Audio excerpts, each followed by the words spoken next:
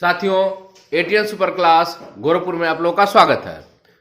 साथियों, 72,000 शिक्षक भर्ती से संबंधित जो इस समय मैटर चल रहे हैं डबल बेंच में और सुनवाई के समय क्या हुआ उसके बारे में प्रत्यक्ष आपको बताएंगे, क्योंकि सुनवाई के समय 90-105 के मुद्दे पर केवल हम ही और उपस्थित थे और प्रदेश में कोई उपस्थित नहीं था। वकील लोग थे, लेकिन वकील होना, जब वकील ही को उपस्थित करना था तो आपने याचियों को क्यों बनाया? सबसे बड़ा प्रश्न तो ये उठता है। तो जो लोग 90-105 के मुद्दे पे लड़ रहे थे, कह रहे थे कि हमारे पास सबसे ज्यादा याची हैं, वास्तव में उनके पास सबसे ज्यादा याची हैं, लेकिन उन्होंने लड़ा ही नहीं लड़ा।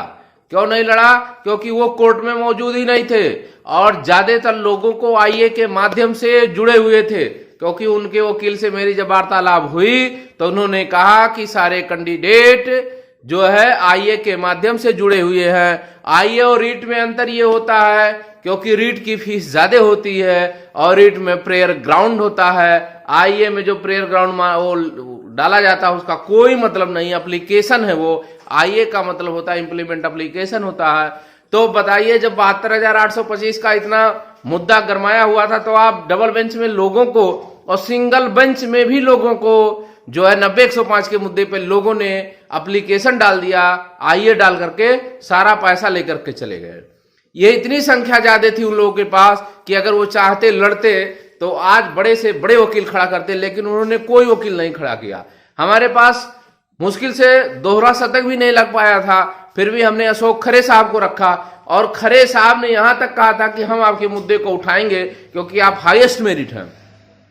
हम वहां 10 तारीख से पहले ही पहुंच चुके थे और खरे साहब से मेरी बार बार ब्रीफिंग हो रही थी। उन्होंने कहा था कि ठीक है, 12,091 के मुद्दे से ही आपका संबंधित है, इसलिए 12,091 का जो ही मुद्दा खत्म हुआ तब खरे साहब 12 को वहां पे गए थे, लेकिन सुनवाई नहीं हुई।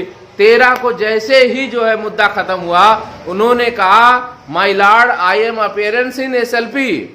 तो उन्होंने कहा, जब एसएलपी की बात किया तो उन्होंने अश्विनी मिश्रा ने कहा कि एसएलपी की हम बात यहाँ नहीं सुनेंगे। उन्होंने कहा माय लॉर्ड, ये नहीं है कि एसएलपी के मुद्दे हैं, ये is highest merit better than 12,091। फिर भी अश्विनी मिश्रा ने कहा अगर आप बेटर थे तो आप सुप्रीम कोर्ट से ये डायरेक्शन है तो उसमें वहां का लिस्ट बनी हुई थी, तो उस समय अपने मुद्दे को क्यों नहीं उठाया? फिर यहाँ प्रश्न आया, उन्होंने कहा माय लॉर्ड नहीं उठाए। तब दूसरे वकील ने कहा कि नहीं, जो है इसमें कंटेम्प्ट हुआ था। तो उन्होंने कहा no no no, contempt dismiss हो चुकी है ऑलरेडी। तो फिर आप वहां क्या कर रहे थे? इन सारे मुद्दे को देखते हुए अश्विनी मिश्रा ने कहा, जो जज महोदय थे, उन्होंने कहा कि आपको इस मुद्दे को सुप्रीम कोर्ट में उठाना चाहिए था, इसको पार्टी बनाना चाहिए था, आपने पार्टी क्यों नहीं बनाया? तो उस समय जो लड़ रहे थे वो दूसरे लोग लड़ रहे थे, आज जो नौकरी कर रहा है, फिर भी ज्यादातर लोग उसी के साथ जुड़ते हैं। क्यों? क्योंकि वो इधर उधर की बातें कर लेता है, सोचता है कि हम जो है कम पैसे में 4 जगह बना, जो कम पैसा नहीं कर रहा, वो कुछ भी नहीं कर रहा है, फिर भी लोग विश्वास कर रहे हैं। और अशोक खरे साहब को जो कम संख्या में रख रहा है, उसके लोग क्या करते हैं कि ज्यादातर लोग नहीं जुड़ते हैं। कारण क्या? क्योंकि वो लोग झूठ फरेब नहीं करते हैं। जो लोग झूठ फरेब मीठी मीठी बात करते हैं, कोर्ट में मौजूद नहीं थे। हम आपको यहां तक दिखा देंगे कि 12 को भी मेरा कोर्ट पास था और 13 को भी कोर्ट पास था। दोनों मौके पे मैंने कोर्ट पास बनवाया और वहां जज महोदय के बेंच में मैं वहां पे मौजूद था। जो लोग वहां मौजूद नहीं थे वो लोग मीठी मीठी तो बात करते हैं, लेकिन कोर्ट पास वहां को दिखाना चाहिए था ना। 13 तारीख को यदि आप मौजूद थे तो कोर्ट पास उस समय का बना होना चाहिए था, लेकिन उनका नहीं बना था। 90-105 के मुद्दे पे जो भी लड़ने वाले थे, कौन ऐसा था जो प्रदेश का जो सीनियर ले गया लेकिन उसका कोर्ट पास नहीं बना? तो सबसे बड़ी मुद्दा तो ये होती है।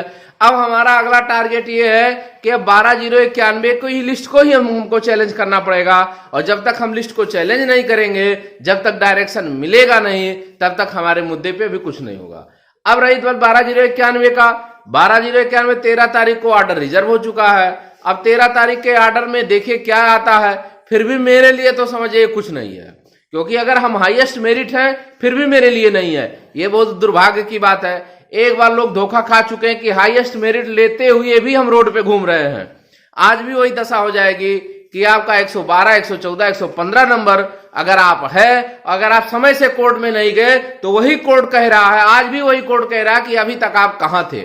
बहुत सारे लोग कहते हैं कि पहले इसका आदेश आ जाने दीजिए तब कोर्ट में रहिए। अरे मूर्खों, पहले जज का महोदय का स्टेटमेंट सुनो। जिन मूर्खों की ये बात लग रही है कि अभी तक आप कहां थे और अभी आने दीजिए आदेश तब आप जाइए, उन मूर्खों से पूछिए जज महोदय ने उस समय कोर्ट में क्या कहा, क्योंकि उनको ज्ञान नहीं है। उनको समूह इकट्ठा करना है, जब समूह इकट्ठा हो जाता है तब कहते हैं नहीं अब लड़ लीजिए। मुझसे भी कहा गया कोर्ट में कि अखिलेश्वर मणि त्रिपाठी आप जो है बाद में आए होते। हमने कहा क्यों बाद में आते, हम क्यों बाद में आते, जब ये मुद्दा चल रहा है उसी संबंधित मैटर है, मेरे ही से संबंधित मैटर है, तो हम क्यों नहीं आएंगे। तो ये मुद्दा वहां पे उठा। अब हमारी तैयारी सुप्रीम कोर्ट की चल रही है, जैसे ही आदेश आएगा हमारी फाइल जाएगी और हम अब पार्टी बनाएंगे 12/091 को। इसलिए पार्टी बनाएंगे क्योंकि हमारी हाईएस्ट मेरिट है, फिर भी मेरा लिस्ट में नाम नहीं है, तो इसके लिए हम दोषी नहीं है। न 12/091 के लोग दोषी हैं, सरकार अगर दोषी है तो सरकार ये बात बताए कि 12/091 की लिस्ट बनाई गई थी, इसमें किन लोगों को शामिल किया और किन लोगों को शामिल नहीं किया गया। अगर ये नौकरी पाते हैं तो हमारा भी लोकस बनता है कि हमको भी नौकरी दिया जाए। तो इन सारे मुद्दों पर शेष बातें कल करेंगे। तो सभी साथियों से अनुरोध है ज्यादा से ज्यादा इसको शेयर करिए, क्योंकि अशोक खरे को अगर कोई ले गया था कम संख्या में तो हम ही लेके गए और मेरा ही केवल विरोध होने लगा वहां पे जब हम चैंबर में थे और कोर्ट में थे, और मेरे अलावा किसी का कोई ने विरोध नहीं किया, क्योंकि लोग ये जानते थे कि लड़ने वाला पूरे प्रदेश में है इस मुद्दे को तो केवल अखिलेश्वर मणि त्रिपाठी गोरखपुर वाले हैं, अन्यथा कोई लड़ नहीं रहा, क्योंकि सबके बारे में लोग जानते थे। वहां हमसे बात करने लगे, सारे 12/091 के लोग बात करने लगे कि अखिलेश्वर भाई अभी रुक जाइए। हमने कहा क्यों रुक जाए, जब आपको नौकरी मिल जाए, एक बार हम धोखा खा चुके हैं 1180 के लिए, बाद में आपको जाने से कोई नहीं। जब साथ में रहेंगे, साथ में आप मैटर उठाएंगे तभी आपको रहेगा, क्योंकि आपका लोकस बनेगा कि माय लॉर्ड उस समय हम भी मौजूद थे कोर्ट में। उन मूर्खों से पूछो कि जो लोग कह रहे हैं कुछ मिल जाए, आपको कुछ नहीं मिलेगा उसके बाद। ऐसे बहुत सारे प्रकरण हैं, जब आपको एक बार लाभ मिल जाएगा दोबारा आपको लाभ मिलने वाला नहीं है। ये कोर्ट की ही स्टेटमेंट है, हम अपनी स्टेट नहीं बताते रहे।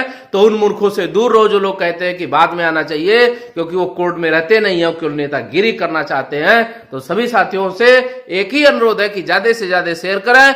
अब लगातार इन मुद्दे पे हम बात करेंगे और लगातार आपके समक्ष प्रस्तुत होंगे यूट्यूब के माध्यम से। बहुत दिनों बाद यूट्यूब मेरा चालू किए हैं, कुछ परिस्थितियां थी, नहीं समय मिल पा रहा था, लेकिन अब लगातार इस मुद्दे पे चाहे 4 ही मिनट 5 ही मिनट कम समय के लिए वीडियो जरूर बनाएंगे। तो सभी साथियों से मेरा नमस्कार।